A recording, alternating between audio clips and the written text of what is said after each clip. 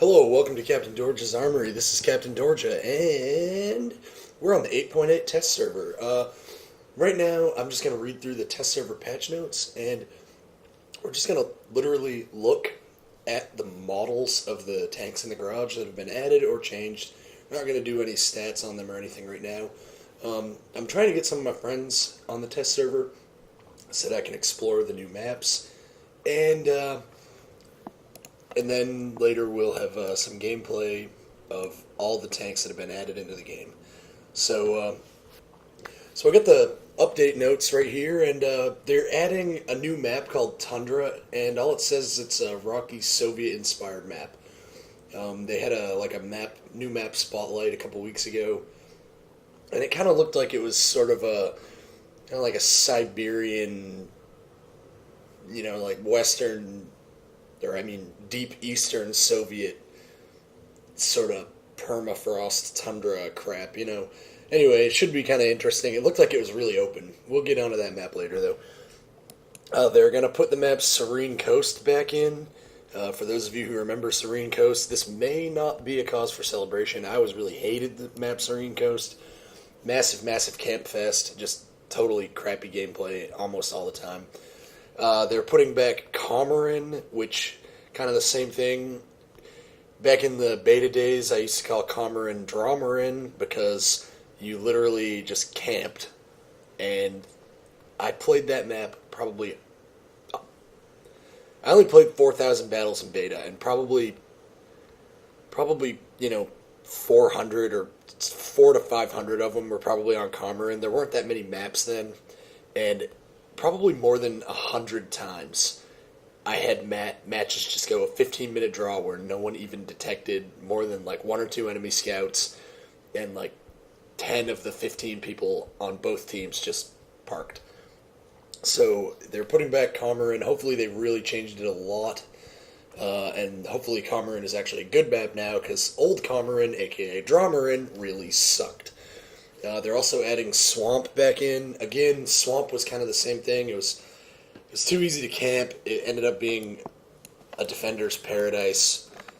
15-minute draws. A hard camp team, just like all already safe, all hard camping. I mean, I hated Swamp. Swamp in like tank companies was awful. Swamp in random battles was bad enough. But they're putting it back in. Hopefully they've reworked it enough that it's actually fun to play. If I had to do that, the biggest thing that I would do is I would reduce the number of already safe locations and the degree to which you are already safe in them. That way you can't just hard camp. They also added an encounter mode for Mountain Pass. That has potential to be pretty interesting, so we'll take a look at that. And then they added some new Soviet vehicles. They added the A43, which is a Tier 6 medium. You can see it right here. It looks just kind of like a sort of up-armored, more squashed down T-34. So you can get to the A30 or the A43 from the T-34. After that comes the A44. This is a new Tier 7 medium. And the thing that's really interesting about this tank is it's got a rear-mounted turret, which you can see right here. It appears to have fairly good frontal armor, and it's got the gun of the T-150, so that could be pretty interesting. At Tier 8, they have added this weird-looking thing, the Object 416. This thing's super weird-looking. I'm going to go out on a limb and say it's going to have no gun depression, and neither will this. But, yeah, super weird-looking. You got, like, the ultimate pancake turret ever.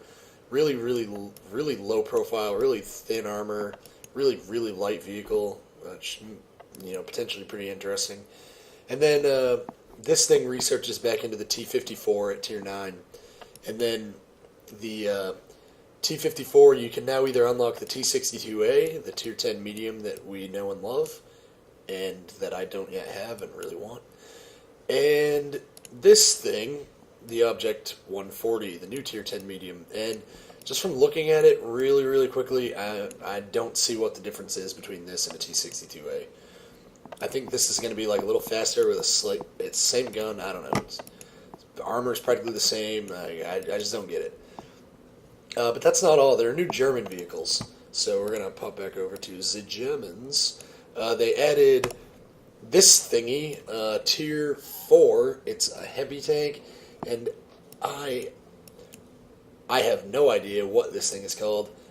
I'm going to call it the DB wagon, which is probably a horrible thing because everyone will call it the douchebag wagon if that catches on. But Burks, I don't know.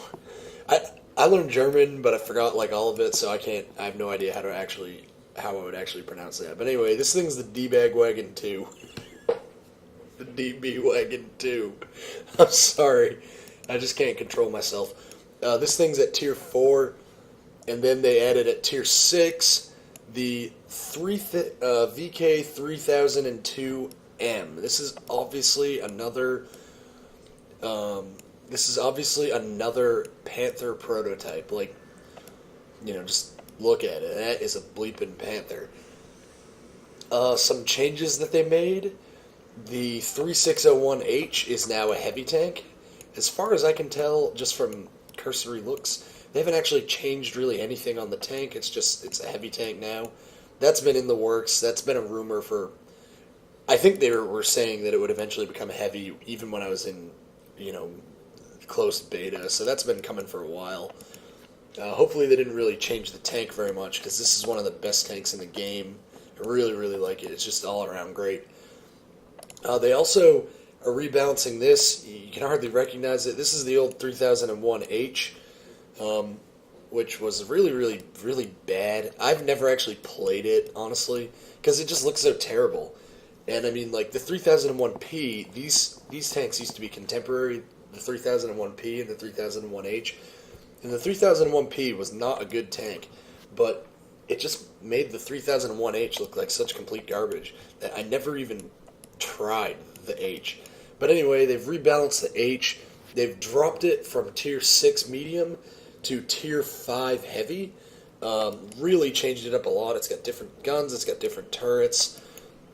So this has actually been a pretty substantial change to this tank. They've added, for super testers only, the Chinese medium tank T-34-3, which is a Tier 8 medium. That is a super tester premium vehicle. Also for super test premium, the Chinese Tier 8 heavy tank, the 112. So I was hoping those would be available for the general public because I really wanted to test those. But alas, it is not to be. Also, they're implementing for super testers Chinese light tank Type 64, which is a Tier 6, Japanese medium tank Type 3 Chi-Nu Kai, if I pronounce that right, which is a Tier 5, Soviet medium tank T-44-85, which is a Tier 7, and Soviet medium tank T-44-122, which is also a Tier 7. So those are available only for super testers, so probably won't even see those. And that's my cell phone again. No idea what I just got. And then we have some more changes. I'm just going to read through a bunch of these. They're rebalancing the T26E4 Super Pershing. The people who own the Super Pershing, like myself, will be able to sell the tank back for gold value once the update has happened. For Chinese tanks, they are lowering the penetration. Oh, this made me so happy. Here's my IS-2. Let's see, what is this shell called? I'm just making sure this is the right shell. It is. They are lowering the penetration on this shell. In the patch notes, it says it's an armor-piercing composite rigid shell, but we can see right here, this is a heat shell. They're lowering the heat shell penetration from 300 millimeters to 250 millimeters. Now that is really, really good, because you get this gun on a Tier 7 heavy, and like, it's a Tier 7 heavy that's weakness is low penetration on the gun. So if you go in and you throw in a premium shell with the same penetration as a Jagdpanzer E100, you've just removed all semblance of balance. This gun is also available on the T-34-2, which means you had a Tier 8 medium running around, blasting away with a 390 damage per hit gun with 300 pen. So basically, he was running around with an auto pen gun, so that was stupid. But then that leads me to wonder what the heck they're doing with this thing, because if they're having to nerf a tier 8 medium gun from having 300 penetration, why in the name of all things holy does this new Object 416 come with 330 penetration heat rounds? It's a tier 8 medium with 200 pen on its main gun. Like, that's Panther 2 Indian Panzer standard for penetration. Those are very high pen guns for a tier 8 medium. You're already shooting 201 pen standard AP. You do not need 330 pen heat rounds on a tier 8 medium. In fact, you don't need that on a tier 9 medium, and that's what the T-54 has. This new Russian tier 8, it's got the penetration on its AP and standard its standard AP and high explosive anti-tank rounds are the same as the penetration on my T-54, which is fully upgraded, mounting the 100mm D10T2C, which is a really good gun. So, I mean, this tank does not need...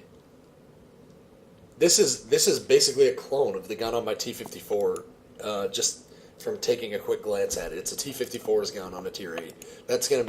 This thing's going to have to be balanced out by some heinous weaknesses in order to keep that gun from being very overpowered. That's my glance at that. They changed the engine characteristics on the E50, the E75, the Jagdtiger, the Jagdpanther, the Jagdpanther 2, the Jagdtiger, the Panther 2, the Panther, the Tiger 2, and the VK2801. Hopefully what they mean by that is they lowered the chance of fire and moved the engines to the rear. I don't know what the engine characteristic change was. I haven't looked yet. So it could be anything.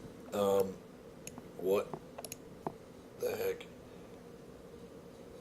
Well, there's something. My E50 has lost 300 horsepower. Not pleased about this. Very not pleased that my E50 has lost 300 horsepower.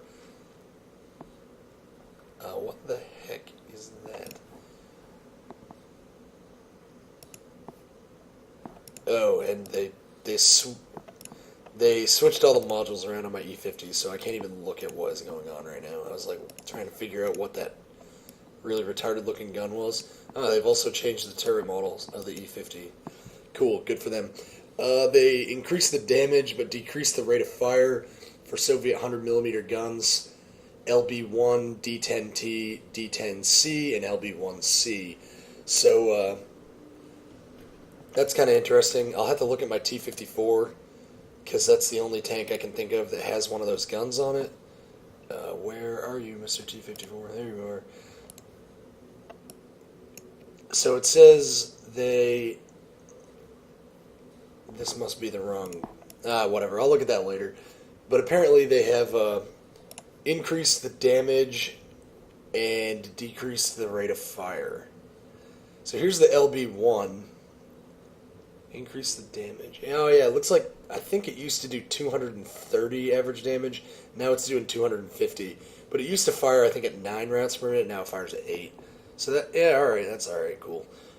They've corrected some errors on visual models of the E100 and the Su-76B, whoop-de-doo. They've significantly expanded the function of missions. You can see there's now a mission tab up here, but there are no missions active, so it doesn't display anything. They added protection against accidental selling of tanks, which is good. Significantly improved anti-aliasing, blah, blah, blah. Completely reworked statistics and achievements page. Oh, this is cool. I've not looked at this at all yet, so this is the first time any of us are going to see this. So we're opening the new service record right now. Oh, whoa, this is cool. So here's my battles, my victory percentage, that's cool.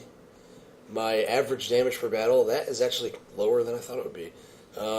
Hit percentage, average experience, maximum kills, ace tankers. Oh, that's cool, there's a count of ace tankers.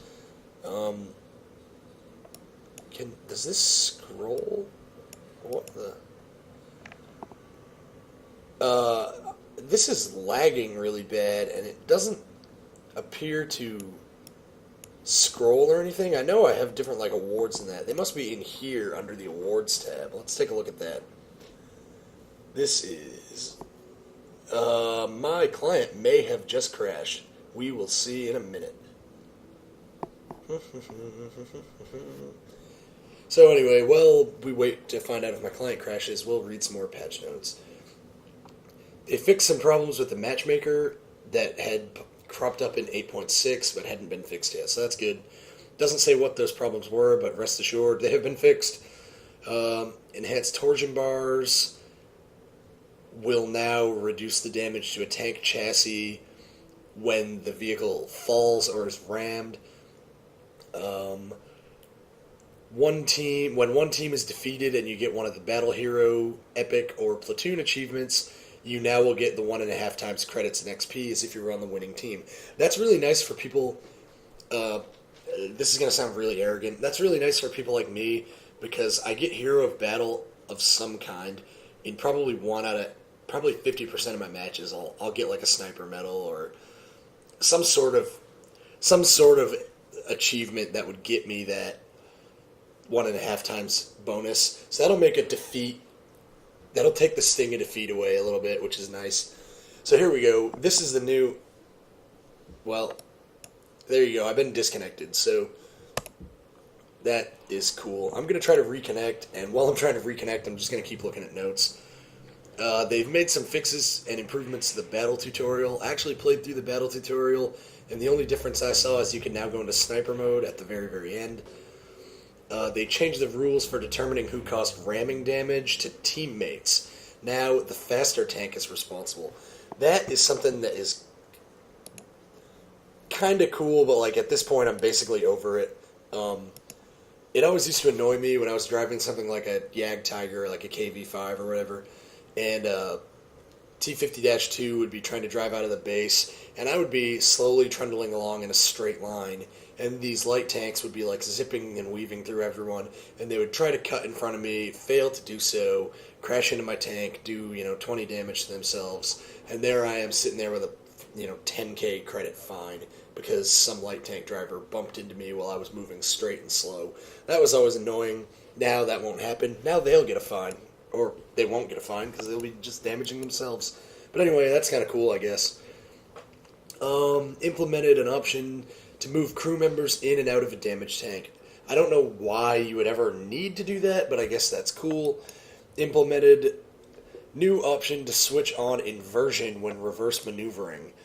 That is actually kind of cool, I guess, but I feel like it would probably be just as confusing. Basically what they're saying here is, so here's my T-54. If I want to drive it forward and turn to the right, I push the D button to turn to the right. But when you're going in reverse, it makes you reverse in the opposite direction. So instead of going to the right, I would go to the left, reversing. Well, now apparently they're gonna put in an inversion method where if I want to drive backwards, I still turn with A and D being left and right. So that's cool, I guess. I don't know if that's something I'd really care about, but maybe it'll be more useful than I think. Let's see, what else have they done? They have changed the way spall liners work. They now reduce the chance of crew damage. Light spall liners reduce it by 20%, medium by 25%, heavy by 30%, and 50% for super heavy, so that's cool. Setting for main, reserve, and the garage are now stored on the server and not with the client. That's really nice if you own multiple computers. I know that I would took my laptop to my friend's house a couple of times, and I got there and I was like, where did all my tanks go? So that's kind of cool. Auto aim can now be disabled without moving the reticle off the tank. That's kind of nice. They changed model for flagpoles. Whoop-de-doo. They added the ability to scroll the list of enemy team members in the personal score. Okay, that's cool, I guess. They've added automatic shooting when one presses and holds the fire button. That's cool too, I guess, but I don't really know how useful something like that is going to be.